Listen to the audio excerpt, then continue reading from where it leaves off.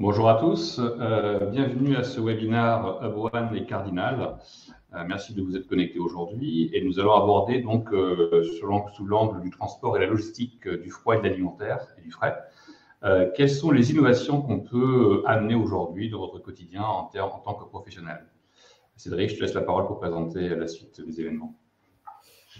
Donc, enchanté, Cédric Hervé, je suis l'un des cofondateurs de Cardinal et je m'occupe plus particulièrement de la partie donc R&D. On va laisser le temps au dernier retardataire d'arriver. Je vais vous présenter la plateforme rapidement pour ceux qui ne connaissent pas. Donc, en bas à droite, vous avez un onglet pour le chat que vous pouvez utiliser pour dire bonjour à tout le monde ou poser des questions. Et si vous souhaitez poser des questions particulières et qu'elle reste anonyme, si vous ne souhaitez pas le diffuser, vous avez l'onglet questions qui est vraiment fait pour ça, dans lequel vous pouvez poser des questions. Seul Guillaume et moi serons en capacité de les voir et d'y répondre à la fin de la session. On aura une session Q&A en fin de webinaire. Évidemment, s'il y a des questions où vraiment vous souhaitez plutôt qu'on vous rappelle après pour en discuter, n'hésitez pas également, et dans ce cas, on la passe sous silence et on vous rappellera. Voilà, donc le webinaire, je crois, c'est une trentaine de minutes. Il y aura des questions à la fin, comme je disais. Donc, n'hésitez pas à les poser quand elles vous viennent pendant la présentation. Comme ça, vous ne les oubliez pas et on pourra repasser dessus à la fin. Du coup, on va pouvoir se présenter. Donc, bonjour, je suis Guillaume Soulard, donc je suis l'expert solution chez Hub1. J'appartiens à la direction commerciale et je travaille sur les solutions, notamment du Delivery Management System. Et nous travaillons aujourd'hui en partenariat avec un de nos partenaires qui s'appelle donc Cardinal. Et je vais laisser Cédric se présenter. Voilà, donc Cardinal, rapidement, nous, on est un éditeur français de logiciels. On est pour l'essentiel des mathématiciens, des informaticiens qui créons donc des algorithmes pour l'aide à la décision en logistique. Et donc, effectivement, on collabore avec Hub1 pour construire des solutions qui permettent aux opérateurs, ici en l'occurrence du transport alimentaire de produits frais, de gagner en efficacité. Et on va essayer de vous présenter comment et pourquoi dans cette présentation. Peut-être sur la slide suivante, voilà l'agenda pour aujourd'hui. Donc, on va parler du transport frigorifique de produits alimentaires, rappeler ce qu'il a de particulier, pourquoi c'est pas un transport comme les autres finalement, et ensuite aborder les challenges particuliers de cette industrie dans le moment qui nous occupe, dans lequel voilà, on va le voir, beaucoup de contraintes qui se renforcent et donc des défis qui sont de plus en plus difficiles à relever. Et du coup, on vous présentera les différentes solutions technologiques qui peuvent exister sous l'angle Hub1 Cardinal bien sûr, mais qui sont des choses aujourd'hui disponibles sur le marché. C'est un webinaire qui a vocation à vous présenter finalement ces innovations technologiques dans l'ensemble pour vous aider à y voir peut-être un peu plus clair. Et voilà, il y aura la fameuse session questions-réponses en fin de session. Donc, rentrons vite dans le vif du sujet. Le transport frigorifique de produits alimentaires. Dit comme ça paraît simple. En réalité, il y a énormément de contraintes particulières qui viennent finalement un peu définir les contours de ce genre d'activité. Tout d'abord, c'est parce que c'est de l'alimentaire extrêmement soumis à des fluctuations et très asservi quelque part au contexte économique. En ce moment, au contexte d'inflation, eh bien, ça se traduit plutôt par une baisse des volumes, une hausse des coûts aussi, puisque l'énergie qui sert à transporter tout ça coûte de plus en plus cher. Donc, l'équation économique sur laquelle on opère quand on est ce genre de transporteur, est pas toujours évidente à satisfaire. En plus, la logistique du froid rajoute des contraintes, parce que quand on livre du froid, c'est souvent pour se rendre chez des clients qui vont être bien sûr de la restauration collective, bien sûr des écoles, des crèches, ça peut être évidemment aussi des restaurants, des hôtels. Et donc tout ça a plutôt tendance à être situé dans des zones urbaines relativement denses, parfois très très denses. Ceux d'entre vous qui peut-être opèrent dans Paris le savent bien, c'est une vraie contrainte que de devoir livrer tôt, parce qu'il y a souvent aussi des horaires contraints dus au type d'activité particulier des clients. Il faut livrer avant que l'activité commence finalement pour des produits qui vont parfois être consommés dans la journée. Il faut vraiment bien tenir ces délais. Donc la notion de qualité de service, de flux tendu est très importante. Et le froid vient aussi avec un besoin de traçabilité qui est également très important. Il faut pouvoir garantir tout le long de ce maillon que les produits n'ont pas été, la chaîne du froid n'a pas été rompue, ce qui est beaucoup plus simple à faire dans un frigo normal. Quand le frigo roule, c'est un peu plus difficile. Et puis logistique retour, on en reparlera. Il y a aussi, mais ça c'est plus un aspect général d'ailleurs du grossisme alimentaire, hein, pas seulement frigorifique, de devoir parfois récupérer des contenants. Donc tout ça rend les opérations plus compliquées que simplement, même si c'est jamais simple, livrer un colis à un destinataire. Cette demande client, on l'a dit, de plus en plus volatile, qui, bien évidemment, comme tous les secteurs du transport, même en B2B, sont quelque part un peu drivés aussi par la hausse de qualité de service qu'on observe, nous, en tant que particulier, quand on se fait livrer justement des colis via des e-commerçants, par exemple. On a énormément de services sur la manière de suivre nos livraisons et effectivement, les clients pros sont de plus en plus aussi en attente de ce genre de services similaires et donc tout ça fait que voilà, il y a plein d'objectifs un peu concurrents qui se percutent et il est important de pouvoir y répondre. Donc sur la slide suivante, il y a aussi un aspect qui monte fortement, c'est les contraintes RSE. Le transport aujourd'hui ne peut plus se faire dans n'importe quelle condition. Non pas que c'était le cas avant, mais vraiment maintenant le régulateur s'implique fortement dans ces activités, que ce soit sous l'angle écologique avec les ZFE, le besoin d'électrifier les flottes, qui pareil en fait change énormément la typologie des tournées ou la manière d'opérer sur le terrain qu'on pouvait avoir avant, et également sur le suivi du temps de transport. Vous êtes peut-être pas sans savoir que l'État met en œuvre des moyens pour avoir une collecte digitale automatisée des temps de travail des différents chauffeurs, que ce soit les vôtres ou en sous-traitance, pour valider, y compris pour des véhicules relativement légers, hein, 3,5 tonnes, ils sont aussi concernés. Voilà, s'assurer que les temps de travail, les temps de pause sont bien respectés. Et donc tout ça aussi ajoute des contraintes et font que finalement les processus papier-crayon ont de plus en plus de mal finalement à tenir la charge vis-à-vis de toutes les contraintes qu'il faut gérer.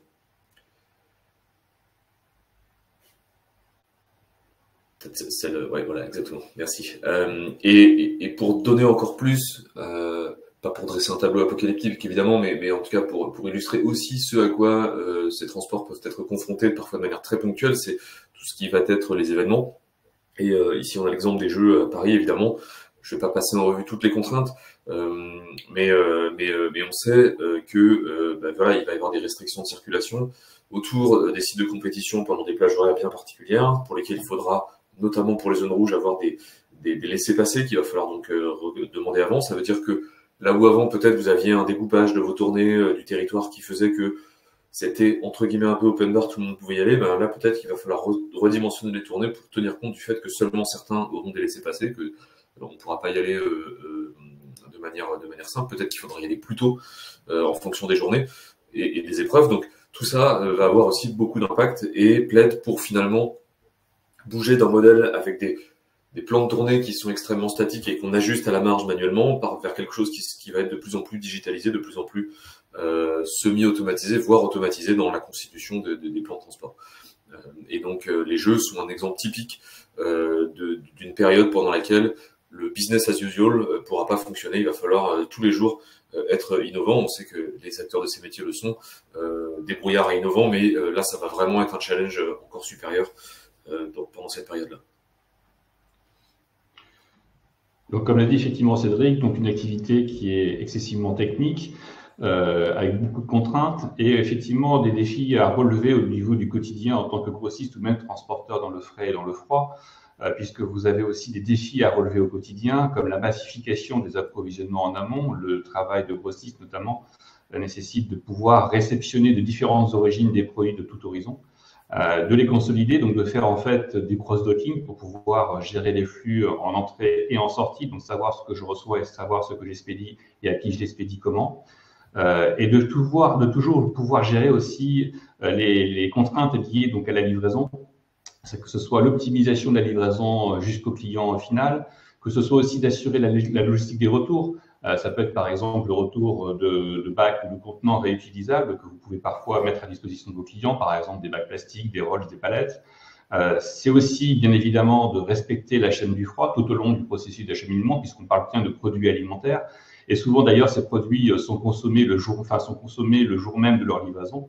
Donc, un circuit très court, donc qui nécessite effectivement un respect de la chaîne des froids la plus la plus optimale possible, et donc bien sûr d'assurer la traçabilité de toutes ces étapes pour pouvoir justement se dire globalement que la prestation a bien été réalisée dans les règles de l'art, non seulement d'un point de vue engagement contractuel, mais aussi réglementaire, puisque vous êtes une profession qui est soumise aussi à des réglementations bien spécifiques, qui est liée donc à l'alimentation. En fait, ensuite, on peut se poser la question de savoir comment on répond à ces différents défis. Alors, on a deux typologies de systèmes aujourd'hui qui existent. On a le Transport Management System, ce qu'on appelle un TMS. On a aussi le Delivery Management System, le DMS. Mais finalement, qu'est-ce que le TMS ou qu'est-ce que le DMS? C'est ce que je propose effectivement de définir aujourd'hui dans ce slide. Donc, on va dire que sur une chaîne de cheminement entre le plan de transport et le plan de livraison, le plan de transport étant j'achemine en masse la marchandise à livrer sur l'agence de livraison, et le plan de livraison étant je livre au destinataire, le destinataire à la commande. Donc, on va dire qu'un Transport Management System va plutôt gérer, lui, un plan de transport, va vraiment gérer effectivement par quel transport je choisis d'acheminer en masse marchandise.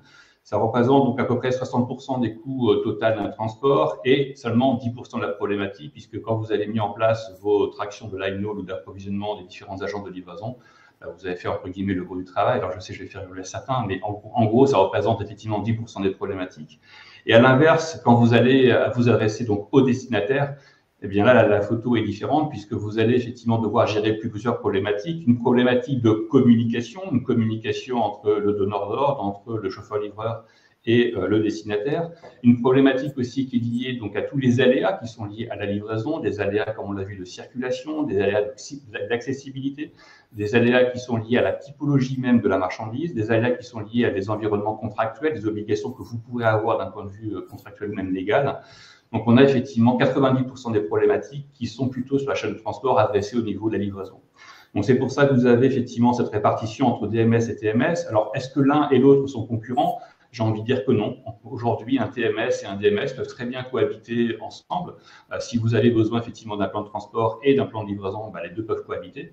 Et puis, si par contre vous n'avez besoin que de l'un ou de l'autre, vous prenez simplement la bonne solution.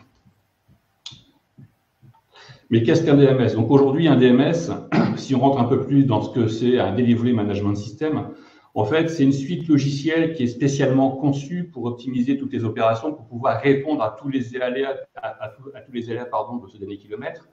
Donc l'objectif est de vous apporter en fait des fonctionnalités métiers à vos systèmes déjà existants. Donc en fait, il n'est pas nécessaire avec les DMS modernes d'avoir des révolutions informatiques.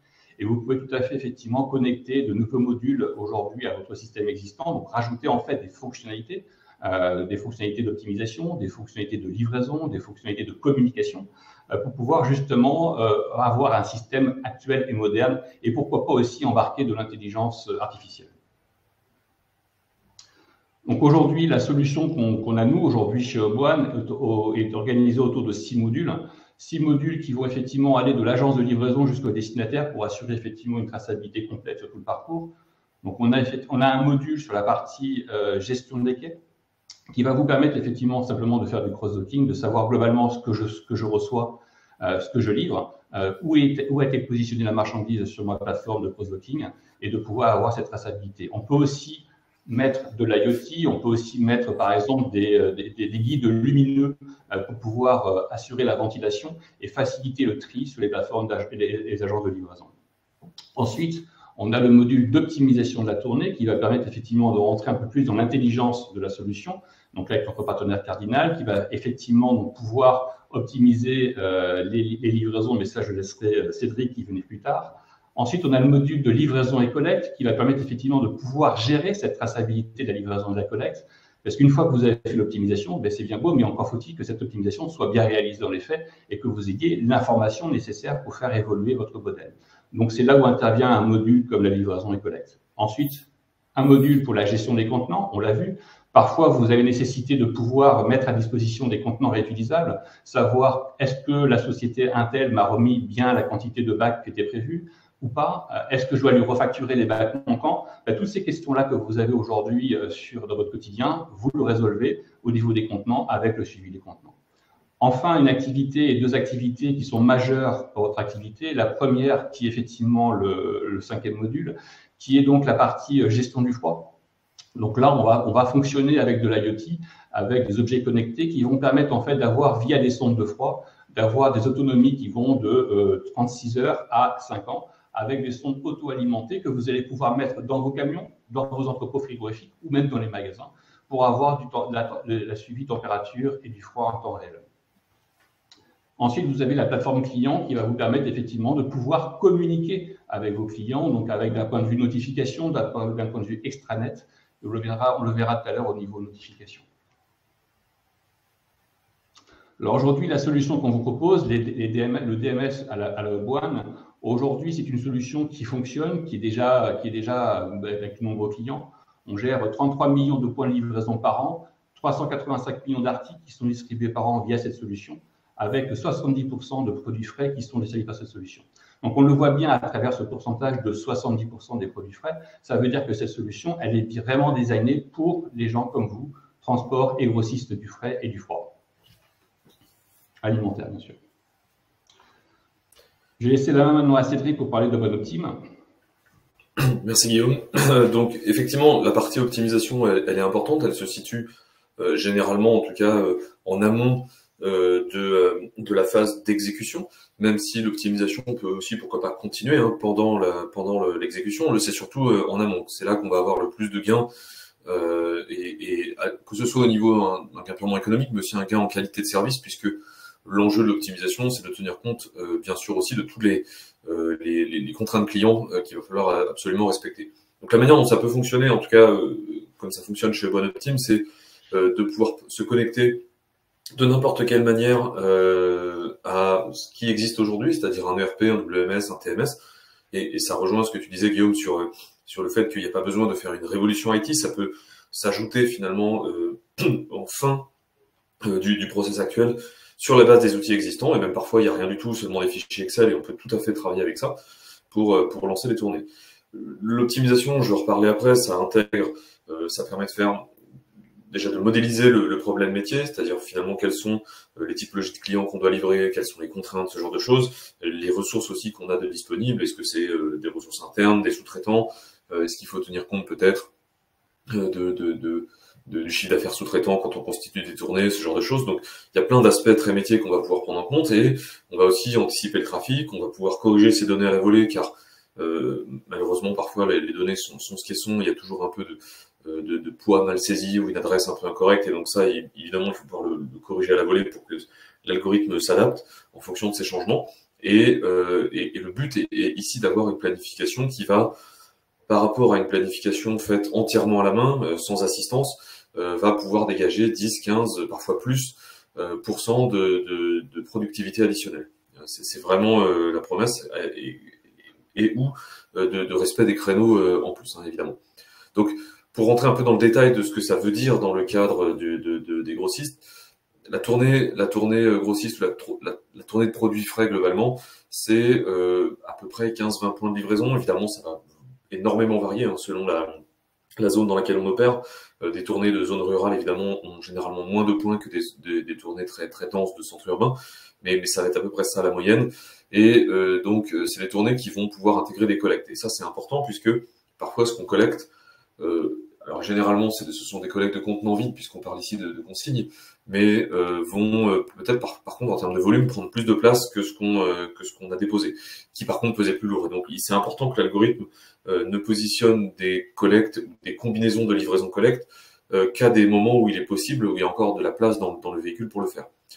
Ces véhicules justement ont plein de contraintes, et donc bien sûr il faut respecter tout ce qui est charge utile, etc. Donc ça c'est évident, mais au-delà de ça, quand on parle de véhicules qui font de la température dirigée, on va donc avoir des compartiments. Ces compartiments en bi ou en tri-température vont pouvoir donc s'activer et délivrer une température dans le compartiment qui va être compatible avec du frais, parfois du surgelé ou du sec. Et il y a des véhicules qui permettent d'activer ou de désactiver certains compartiments pour transformer par exemple un compartiment frais en compartiment sec et ce genre de choses. Et donc l'algorithme est capable d'intégrer ces notions-là et de faire le bon choix au moment de la constitution de la tournée, d'exploiter les capacités d'activation, désactivation de ces différents compartiments pour faire des tournées qui soient, au global, les plus optimisées possibles. Je ne vais pas toutes les faire, il y a tout ce qui est lié à la circulation, le trafic prédictif, le fait d'intégrer la législation sur le temps de travail, évidemment, donc essayer d'équilibrer sur une semaine le temps de travail, les temps de pause, ce genre de choses. Peut-être, ce qui est important, c'est aussi de ne pas oublier tout ce qui est gestion des créneaux horaires, en fait, qui est très importante dans ces métiers-là, qui peuvent être sur certains clients absolument critiques. Peut-être le gros client restaurateur d'entreprise, par exemple, qui doit absolument commencer ses opérations à 9 heures pour être prêt quand les gens se présentent à midi. Il est indispensable d'être à l'heure. Là où un petit restaurateur peut avoir un peu plus de marge, etc. Donc ses préférences, on va dire, et ses priorités business sont tout à fait paramétrables par les utilisateurs afin de vraiment être au plus fin sur leur manière de constituer les tournées, et que l'algorithme tienne compte de ces différences un peu locales. Voilà, chaque métier en plus a ses spécificités, on pourrait aller très très loin, mais ça vous donne un aperçu de ce qui fait que c'est complexe et de ce pourquoi nous avons conçu nos algorithmes, c'est vraiment pour pouvoir gérer cette complexité-là. Du coup, pour peut-être donner un exemple en vidéo, c'est très rapide et on pourrait y passer là aussi beaucoup de temps. C'est un exemple très simple où il y a une quarantaine de positions à livrer dans Paris avec des véhicules qui sont soit capables de transporter du sec ou du sec et du frais, pas plus d'1 tonne, donc c'est des petites livraisons ici. Et donc chaque livraison inclut dans ce cas-là soit du sec, soit du frais, soit les deux. Donc voilà, on a possibilité effectivement de tenir compte des vrais trajets. En plus, dans cet exemple-là, on tient compte des zones de restriction JO pour limiter l'accès de certains véhicules à ces zones-là. Donc ça, c'est important, mais on voit qu'on a des livraisons à faire dans ces zones, donc il faut pouvoir les gérer. Et là, on voit par exemple, sur cette tournée, la première position, c'est une tournée frais, donc il y a un peu de sec, un peu de frais, et surtout une livraison à faire avant 8 heures, ce qui fait que l'algorithme l'a positionné en premier dans sa tournée. Donc, on va pas passer chaque tournée en revue, mais c'est l'idée. En tout cas, assez rapidement, les systèmes peuvent produire des tournées très optimisées. Et bien sûr, ces tournées sont éditables. L'exploitant peut avoir besoin de faire des ajustements pour une raison X ou Y. Et donc, d'aller peut-être prendre un point, comme dans cet exemple, sur une tournée voisine, et de venir le basculer à un endroit particulier de l'autre tournée pour vraiment ajuster et s'assurer que des contraintes qui seraient peut-être pas prises en compte par le système sont bien prises en compte. Voilà, rapidement. Guillaume, je te redonne peut-être la main pour présenter Delivery. Oui, tout à fait. Merci Cédric. Donc effectivement, une fois qu'on a fait la partie optimisation, mais il faut passer à la réalisation effective de la tournée, donc pouvoir s'assurer que l'optimisation a bien été effectuée. Donc là, on rentre dans la solution du management de la livraison en tant que telle, donc avec un écosystème d'une solution qui s'appelle Delivery, avec d'un côté effectivement la partie exploitant, où l'exploitant va communiquer en temps réel avec le chauffeur-livreur via son PDA, son smartphone. Donc si on fait sur la partie gauche l'exploitant, lui, il va avoir en fait différentes fonctionnalités. Alors, je ne vais pas toutes les citer, parmi lesquelles vous avez le rééquilibrage de tournée. En fait, concrètement, vous avez nécessité pour une raison X ou Y de modifier à la marge une tournée. Ben, vous pouvez encore le faire avant que le chauffeur parte en tournée. Vous avez encore la possibilité de pouvoir réaffecter un point de livraison à une autre tournée parce qu'on sait très bien que la logistique du dernier kilomètre n'est pas forcément une science exacte et que vous avez parfois effectivement nécessité d'adapter vos process. En temps réel, vous avez ce qu'on appelle l'ETA, donc les temps d'arrivée estimés sur site, puisque l'optimisation a déterminé donc les horaires approximatifs, les horaires a priori d'arrivée sur site. Mais là, vous avez cette gestion des ETA qui sera faite en dynamique. Vous saurez effectivement globalement si le chauffeur est en avance ou s'il est en retard. Vous pourrez géolocaliser l'ensemble de vos chauffeurs-livreurs sur une carte avec une géolocalisation. Vous aurez la possibilité, bien sûr, d'avoir tout ce qui est preuve de livraison accessible donc directement dans l'extranet, d'avoir en fait la gestion aussi des litiges, donc tous les litiges qui sont, tous les aléas qui sont en fait répertoriés par le chauffeur-livreur apparaissent donc en temps réel dans la partie exploitation. Et vous aurez aussi des notifications et des alertes dont vous parlez tout à l'heure. Donc là, effectivement, la possibilité de pouvoir communiquer sur un triptyque dont je parlais tout à l'heure, le triptyque entre le donneur d'ordre ou l'entreprise, le chauffeur-livreur et le destinataire. Une fonction aussi qui est très appréciée aussi par nos clients, qui est le débrief chauffeur. Parce qu'une fois qu'on a des chauffeurs, mais il faut aussi pouvoir les manager, il faut aussi pouvoir les accompagner dans la performance. Et là, on vous donnera les outils pour pouvoir savoir globalement par tournée de livraison Est-ce que vous avez, monsieur le chauffeur-livreur, respecté vos engagements en termes de rendez-vous? Est-ce que vous avez bien respecté l'ordonnancement et le sens de la tournée qui vous a été attribuée?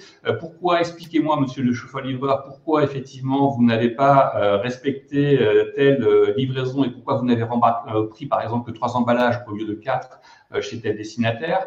Expliquez-moi pourquoi vous avez un taux d'absence de X% comparé à votre collègue qui est à 20% par exemple ou à 10%. Donc voilà, en fait, on vous donnera tous les éléments qui vont vous permettre de pouvoir manager, gérer vos chauffeurs-livreurs, qu'ils soient sous-traitants d'ailleurs ou qu'ils soient en propre, pour pouvoir donner l'information. Si vous avez d'ailleurs des chauffeurs en sous-traitance, l'application vous donnera aussi les moyens de pouvoir savoir le nombre de kilomètres parcourus, le temps de trajet, le temps de service. Donc, toutes ces notions qui vont vous permettre en fait de mieux manager vos chauffeurs-livreurs, que ce soit, comme je disais, donc en sous-traitance ou en propre. En fait, aussi la dernière possibilité qui est l'extranet client. Donc ça, c'est la possibilité pour vos donneurs d'ordre d'avoir en fait un extranet dédié, donc avec un login et mot de passe, par lequel ils vont pouvoir effectivement suivre l'intégralité de leurs expéditions qui les concernent. Ça veut dire que globalement, plus d'appels au service client pour savoir où était livré le colis. Directement, ils se connectent à leur interface et savent quand est-ce que les colis ont été livrés.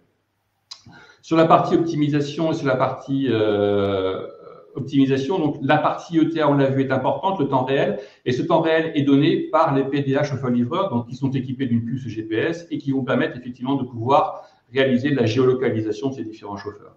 Avec donc la possibilité de déclencher donc le GPS pour aller directement livrer le destinataire, pour pouvoir guider le chauffeur-livreur jusqu'au destinataire, jusqu'à son point de livraison. Alors GPS poids lourd ou GPS véhicule léger, peu importe. En tous les cas, en fonction du véhicule, vous aurez le GPS adapté au véhicule. On pourrait même imaginer, par exemple, mettre du vélo, pourquoi pas, pour pouvoir gérer la livraison en vélo.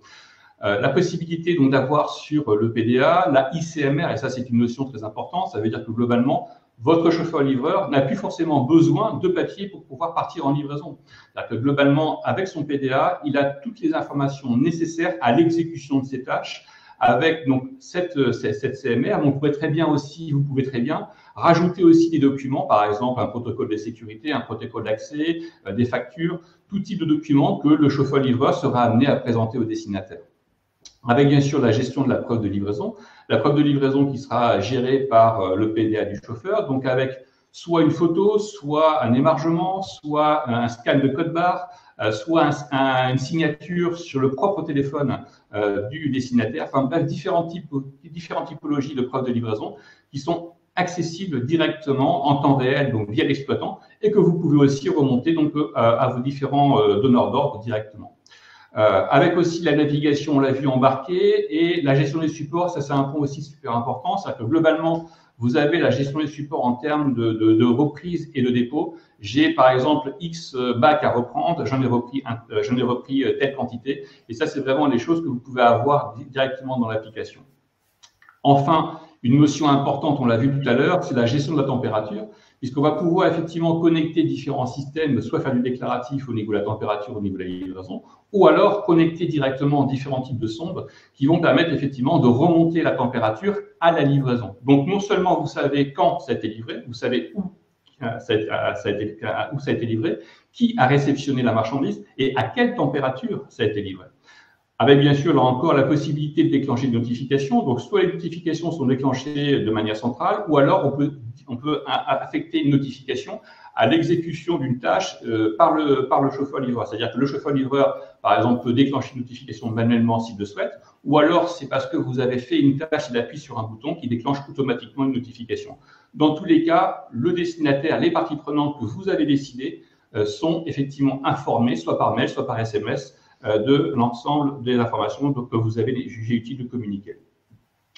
On arrive maintenant sur la partie froide, donc j'ai parlé des sondes de température. Alors une chose très importante, c'est que ce qui nous différencie des DMS classiques de nos concurrents, qui sont en général plutôt des éditeurs de software, nous on est à la fois éditeur et intégrateur. Ça veut dire qu'on va intégrer non seulement des solutions logicielles, on l'a vu avec Cardinal, on intègre des solutions tiers dans nos solutions, on intègre aussi du matériel, l'objectif étant de répondre réellement aux besoins de chacun de nos clients. Donc, pour le froid, on intègre des solutions de température, donc de l'IoT de température, avec des sondes connectées d'une autonomie de 36 heures à 5 ans. Donc, les autonomies de 36 heures, c'est par exemple le client mystère. Vous avez des transporteurs, ils ont leur propre moyen de traçabilité, mais vous, en tant que donneur d'ordre, vous voulez vous assurer, par exemple un grossiste, veut vraiment s'assurer globalement que la marchandise et le respect du froid a bien eu lieu. Donc à ce moment-là, vous mettez la sonde client mystère à une autonomie de 36 heures dans le produit sur lequel vous souhaitez suivre la température, et à la réception, vous pouvez lire la température et regarder s'il y a eu des excursions ou pas de température. Donc ça, c'est vraiment client mystère. Ensuite, vous avez les sondes qui vont, comme je vous disais, jusqu'à 5 ans d'autonomie. Et là, ces sondes, vous pouvez les mettre à la fois en mobilité, donc dans vos camions. On a par exemple un client aujourd'hui majeur sur lequel on a plus de plusieurs milliers de sondes à disposition dans ces flottes de véhicules, donc sur 3 températures. On peut mettre ces sondes aussi dans vos entrepôts. Donc, on peut effectivement avoir les sondes connectées au niveau de vos entrepôts pour savoir globalement si ces sondes, si la température et le frais est bien respecté. Et puis, on peut mettre aussi ces sondes au niveau des magasins, dans les vitrines, par exemple, de distribution, pour pouvoir s'assurer aussi que la chaîne du froid a bien été respectée en distribution. Donc, on peut couvrir en fait l'intégralité de l'écosystème, que ce soit en entrepôt, en livraison ou en distribution. Ensuite, on va collecter la mesure. Donc, la mesure, elle va se connecter soit via le PDA du chauffeur-livreur, par exemple, si on est en mobilité, ou alors via, effectivement, des concentrateurs qu'on va installer donc, au niveau des bâtiments, et donc, qui vont collecter la donnée et la restituer soit en 2G, soit en Wi-Fi, soit en Ethernet, pour pouvoir, effectivement, communiquer les données, la mesure des températures effectuées. Et enfin, le suivi des mesures, c'est que là, vous avez des interfaces qui vont vous permettre effectivement de pouvoir suivre directement la température. Donc, soit dans le module Trascall, et vous prenez que le module Trascall qui vous intéresse, et à ce moment-là, vous avez une interface dédiée Trascall qui va vous donner effectivement la température et vos températures, ou alors intégré dans Delivery pour avoir le suivi de température dans Delivery. Donc là, l'avantage aussi, c'est que nos solutions sont automatiquement paramétrées par nos soins. Donc globalement, vous n'avez pas nécessité d'avoir un métrologue chez vous à disposition. Concrètement, vous nous envoyez une sonde qui arrive en limite de compatibilité, on se charge de tout, on vous envoie une sonde bien effectivement tarée comme il faut, ce qui signifie que vous avez toujours des sondes bien paramétrées pour pouvoir suivre votre froid. Ensuite, on a parlé du module, la partie communication, le module Tower. Donc, on a parlé effectivement de 2 possibilités. Et là, je vais m'attarder un peu plus sur la partie notification. Donc, la partie notification va vous permettre effectivement de pouvoir communiquer vis-à-vis du triptyque dont je parlais tout à l'heure, donneur d'ordre, chauffeur-livreur, destinataire. Et donc, dans cet exemple-là, par exemple, on a fait sur la partie transport, on pourrait très bien imaginer, par exemple, d'avoir une notification à l'optimisation de la tournée. Bonjour monsieur, la livraison est prévue pour aujourd'hui telle heure. Bonjour, votre chauffeur-livreur va livrer chez vous entre 10h et 10h30. Donc là, la notification, c'est au départ de la tournée. On va pouvoir effectivement ensuite alerter le destinataire en disant « Bonjour monsieur, nous sommes ici dans 8 minutes, vous êtes le 3e chauffeur-livreur ». On a tous l'exemple d'Amazon en tête.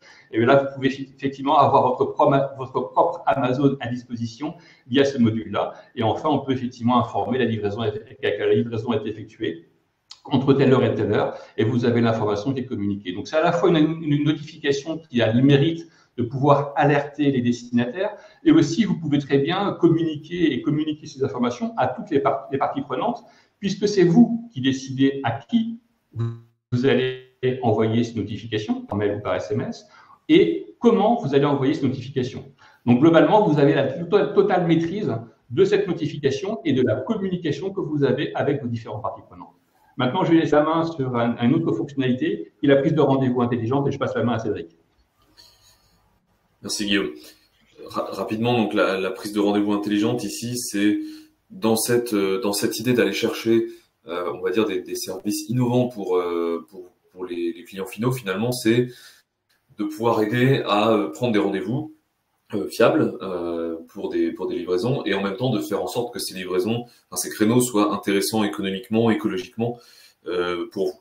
Et donc à cette fin, on a donc créé une innovation qui a d'ailleurs reçu le prix de l'innovation logistique à la dernière SITL, qui s'appelle donc la prise de rendez-vous intelligente. L'idée, c'est que alors, ça s'applique soit dans un cas où il y a un site e-commerce qui permet à des clients finaux, par exemple, de passer commande, et donc sur la fin du process, de pouvoir leur proposer des créneaux de livraison en cohérence avec les tournées qu'on est déjà en train de constituer, soit plutôt à usage d'un site qui irait d'un preneur d'appel ou d'un exploitant localement qui a besoin d'appeler ses clients avant pour caler des rendez-vous.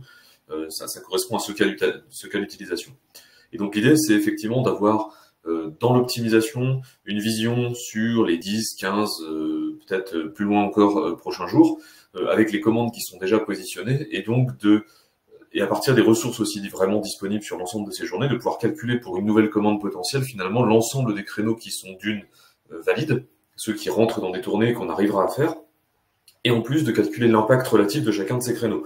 Que ce soit, comme on le met dans l'exemple du milieu, en termes de CO2, si on veut avoir une mécanique un peu incitative via le CO2 pour que les clients choisissent plutôt des créneaux verts qui sont en fait aussi des créneaux économiques pour vous, et donc de faire se rencontrer les deux mondes, soit d'aller vers de la tarification dynamique, c'est-à-dire d'aller offrir la livraison sur certains créneaux et de la faire payer sur d'autres, car on sait que soit ça va ajouter des détours kilométriques très importants, voire ça va ajouter des tournées en plus, et donc de pouvoir gérer ça. Donc l'idée en tout cas derrière de ce système, c'est de connecter un algorithme de prise de commande à des algorithmes d'optimisation qui, une fois le rendez-vous pris d'ailleurs, vont intégrer ce nouveau rendez-vous dans les tournées, vont continuer de les optimiser en continu. C'est la force historiquement des modules d'optimisation de Cardinal qu'on a mis dans OneOptim, et ce afin donc finalement d'avoir une expérience bout en bout où les rendez-vous se prennent tout seuls, et la force du système c'est que finalement on prend les rendez-vous de façon à constituer des bonnes tournées plutôt que d'essayer de constituer des tournées pas trop mal à partir de rendez-vous qu'on subit. C'est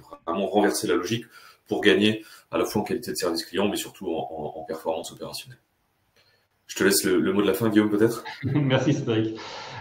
Donc effectivement, comme je le disais à plusieurs reprises et comme vous l'avez vu, je pense, à travers ce webinaire, la solution qu'on propose aujourd'hui, c'est une solution qui est mixte, qui mixe à la fois les solutions software et les solutions hardware, ce qui vraiment crée une unicité aujourd'hui au niveau de l'offre DMS. Il n'y a pas d'équivalent dans l'offre DMS aujourd'hui sur le marché d'avoir ce combo technologique entre solutions hardware et software. C'est ce qui fait aussi la spécificité de la solution DMS. Donc globalement, ça veut dire que vous pouvez avoir des matériels, puisque on peut aussi intégrer tout ce qui est PDA, on peut faire l'intégration directement de la solution sur les PDA que vous aurez choisis, les mettre à disposition des chauffeurs. La seule chose qu'aura à faire votre chauffeur, c'est appuyer sur le bouton ON et la solution fonctionnera. Donc ça veut dire que globalement, on adresse l'intégralité de la chose. Toutes nos solutions sont effectivement connectables à n'importe quel système. Pourquoi? Parce que comme nous sommes intégrateurs, nous pouvons effectivement faire les paramétrages et les connecter à vos différents systèmes, que ce soit un WMS, un TMS, un ERP, que sais-je. Donc, la solution est vraiment différente. Et globalement, vous l'avez vu, je pense qu'elle correspond complètement à votre métier. Et c'est ce que nous allons voir aujourd'hui par rapport à vos différentes questions. Et un grand merci, Cédric, pour tes précisions sur les solutions de Cardinal. Passons maintenant aux questions-réponses. Alors, du coup, il y avait une première question, je pense qu'elle est plutôt en tout cas, ce côté Cardinal sur les outils de cartographie et de calcul de trafic qu'on utilise. Le module Optim, en tout cas, se base sur les cartographies de IR Technologies, parce que c'est aujourd'hui l'un des rares acteurs à pouvoir intégrer du trafic et des distances pour des véhicules qui sont autres que des véhicules classiques type automobile, etc. Donc qui peuvent vraiment gérer des attributs camions assez avancés, que ce soit au niveau du poids total en charge et donc de certaines routes interdites, des hauteurs sous pont qu'il faut respecter. Matière dangereuse, ça concerne pas trop ces métiers-là, mais en tout cas, vous avez l'idée. Donc en tout cas, voilà, c'est IR Technologies, et la force du modèle, c'est qu'il va donc pouvoir apprendre en avance de phase les patterns de trafic pour chaque trajet et de vraiment bien anticiper la congestion sur chaque trajet potentiel. Et donc chaque trajet est traité indépendamment par le système, et l'algorithme ensuite s'en sert pour planifier en tenant compte de ça pour essayer d'éviter le plus possible des ETA peut-être trop optimistes, en tout cas. Peut-être une question, oui, vous gérez la livraison, est-ce que vous gérez aussi la collecte? Guillaume, t'en as peut-être un peu parlé déjà. Oui, donc au niveau de la solution, parce que je vois pas le chat en fait, excusez-moi. Donc globalement, effectivement, donc oui, au niveau de la livraison, la solution gère à la fois la livraison et la collecte. On l'a vu dans la solution. Vous pouvez combiner livraison et collecte, soit effectivement ne faire que de la collecte, soit ne faire que de la livraison, ou mixer livraison et collecte. Dans tous les cas, l'objectif et de pouvoir répondre à votre besoin métier. Donc, si votre besoin métier, c'est de faire l'un ou l'autre ou de faire le mixte, la solution peut très bien être gérée de manière efficiente. Alors, il y a d'autres questions assez DMS aussi. Est-ce que vous gérez vous proposez le paiement à la livraison? Est-ce que c'est quelque chose que... Alors, on gère effectivement le paiement à la livraison, c'est quelque chose que nous pouvons effectivement proposer. C'est-à-dire qu'effectivement, si vous voulez faire du contre-remboursement, c'est quelque chose que l'on fait complètement et où on peut gérer effectivement le paiement avec la solution délivrée. Ok.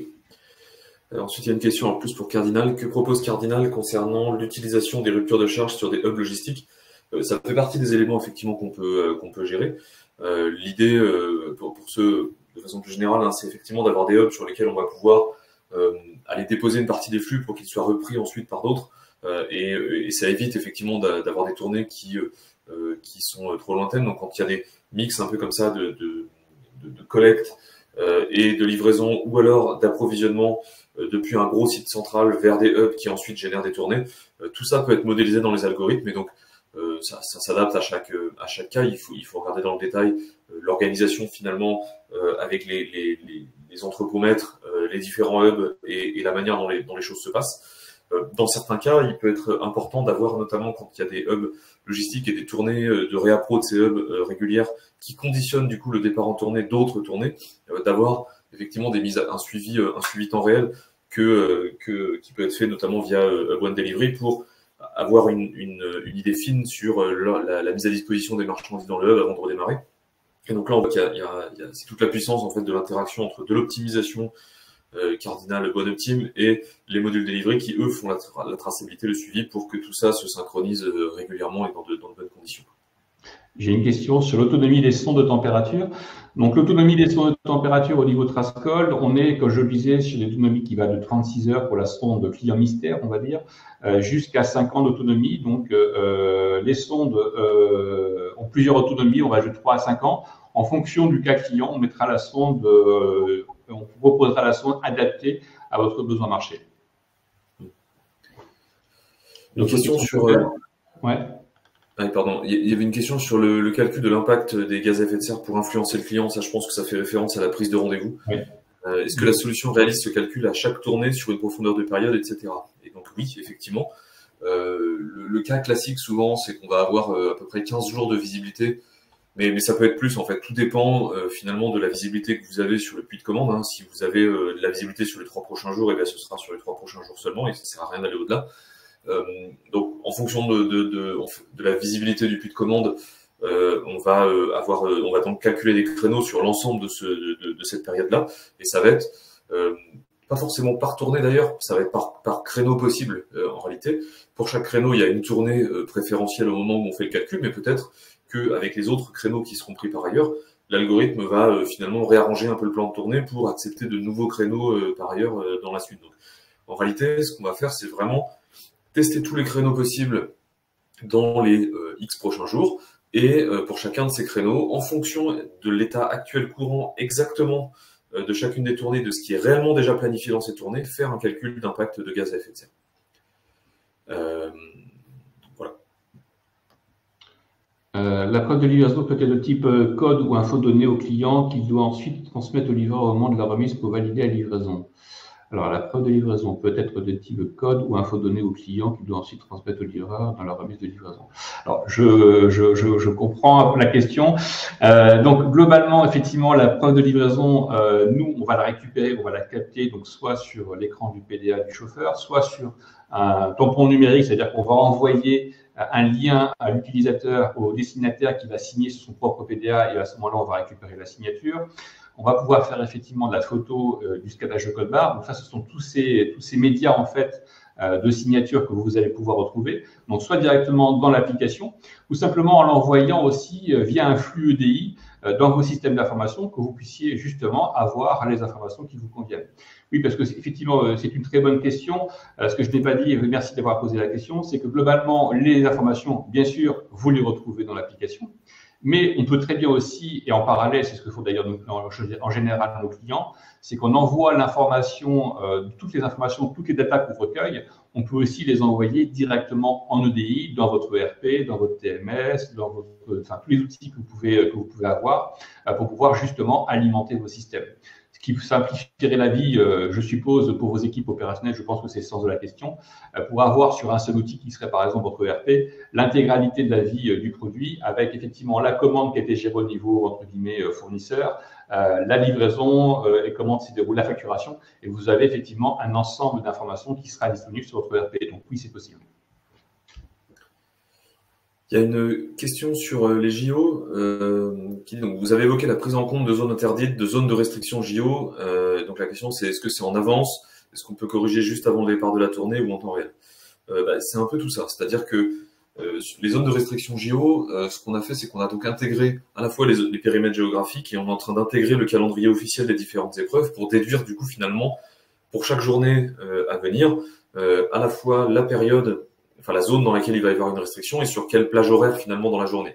Et le but ensuite effectivement c'est d'intégrer ça en avance de phase. On a déjà des clients d'ailleurs qui utilisent nos systèmes pour faire des prévisions d'impact, des études d'impact sur la zone, de prendre de la donnée historique et de rejouer les tournées avec ces restrictions pour comprendre quel va être l'impact opérationnel en avance de phase pour peut-être provisionner des moyens en plus ou déjà voir tester des organisations à l'avance.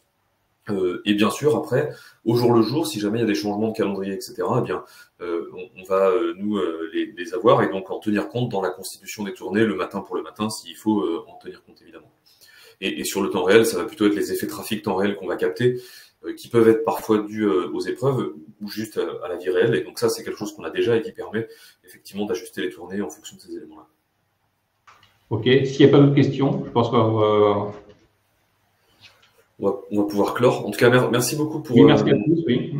D'avoir assisté. Évidemment, un replay de la session sera mis en ligne.